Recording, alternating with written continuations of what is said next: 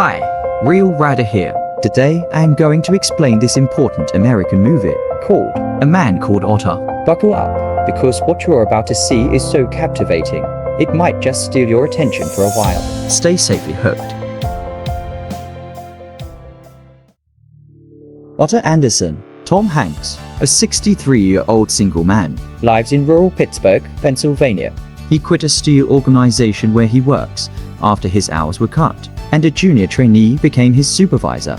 As he struggles with the loss of his soulmate and better half, Sonia, Otto becomes a grumpy man who argues over small things at the store, like being charged for 6 yards of rope when he just took 5 yards, even when the additional yard only costs $0.33. 33 pennies. Otto is a sociopath and could do without others, but despite being a bit antisocial, he cares so much for his neighborhood, and he likes to make sure that everything is perfectly in order. He confronts residents who defaults, like bicycles on lawns, not displaying licenses correctly inside vehicles, etc. Otto drops his telephone, power, and gas accounts. He vacuums his home. He dresses perfectly. He has chosen to end it all. During a self-destruction endeavor by hanging, Otto has flashbacks to his previous years, when he attempted to sign up with the military, yet was dismissed because of his hypertrophic cardiomyopathy. When he met Sonia on a train in the wake of returning a book she dropped, Otto continued feeling pretty low and went ahead with the plan to hang himself. But due to his penchant for a perfectly organized neighborhood,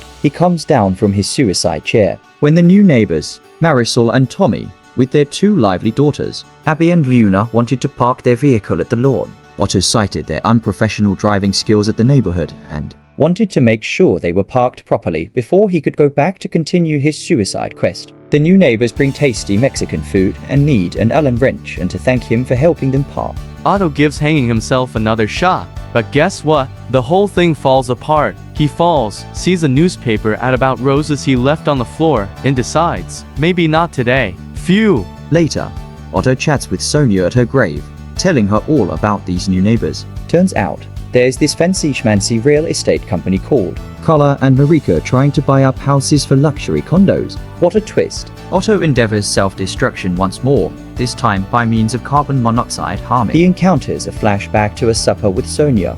He tells her he is enthusiastic about vehicles and admits to her that he isn't joined the military because of his heart condition and doesn't have some work, inciting Sonia to kiss him. Marisol disturbs Otto's self-destruction endeavor, requesting that he take her and her children to the clinic after Tommy fell and broke his leg utilizing a stepping stool Otto had loaned to him. Tommy was taken by emergency vehicle, however, Marisol doesn't have a driver's permit. Otto hesitantly concurs and takes them to the medical clinic. At the medical clinic, Otto sits with the children and a jokester named Beppo comes and gets a quarter from Otto for a stunt. The quarter that Otto gives was a silver 1964 quarter that he got from Sonia when he initially met her. After the stunt, Otto sees that Beppo returned an alternate quarter and Otto attacks him till he gets his unique quarter back. Marisol is continually in Otto's life. A couple of days after the fact, she tracks down a frozen feline in her carport and carries it to Otto's home to resuscitate it. Otto has a flashback to his graduation when he requested that Sonia wed him. During a self-destruction endeavor via train, an elderly person blacks out and falls forward onto the railroad tracks. Otto saves the man and the episode circulates around the web, and he is saved from an approaching train by somebody grasping his hand from the stage and hauling him out of the tracks. Marisol believes Otto should give her driving illustrations, however he declines. Marisol gets the examples from another neighbors who shows her completely off base, inciting Otto to assume responsibility for her driving guidelines. Marisol has just at any point driven programmed, however,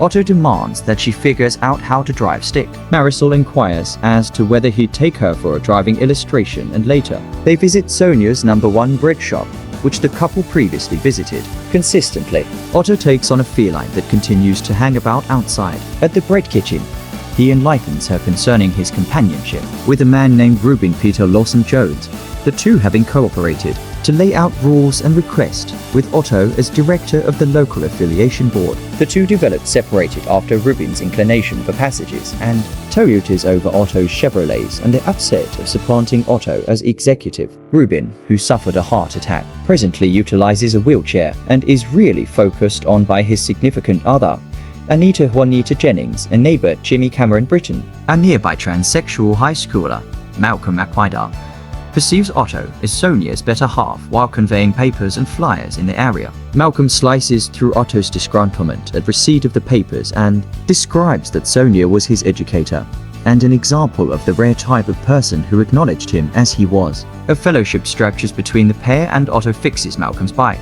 In the wake of evading a web-based entertainment writer named Shari Kenzie, Kelly Lamore Wilson, who is endeavoring to meet with him corresponding to the previous viral video. Otto flies off the handle at both Marisol and a Color in America realtor Mike Birbiglia, who generally leaves the doors open and doesn't keep the guidelines of the general public, not having any desire to grapple with Sonia's demise. While pursuing the specialist away, Otto gets fomented and exhausted.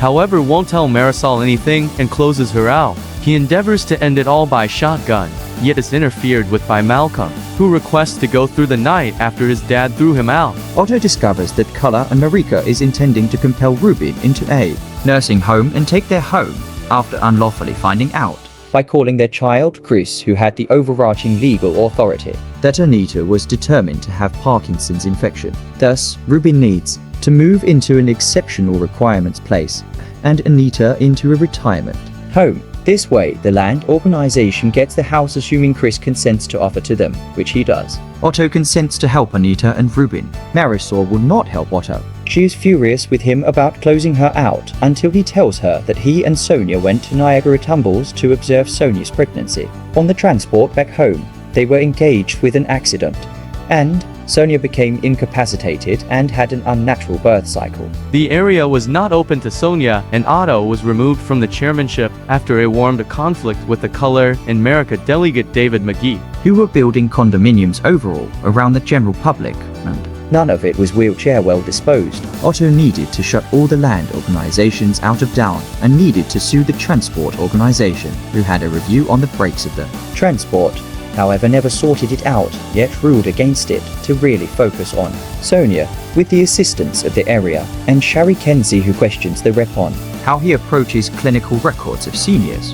Rubin and Anita can keep their home. Otto implodes and is taken to the emergency clinic, where he records Marisol as his closest relative. Subsequent to being let by a cardiologist know that Otto's heart is too large. She chuckles prior to starting to give birth and brings forth a child. At some point, Tommy sees that Otto didn't scoop the snow on his walkway, which he did each and every day of his life. Marisol and Tommy go into Otto's home thinking that he is dead, having surrendered to his extended heart. A memorial service is held, went to by his neighbors. In a letter to Marisol, Otto says that his legal counselor will give her his ledgers, furnishing them with enough cash to deal with her family, alongside his new vehicle and house.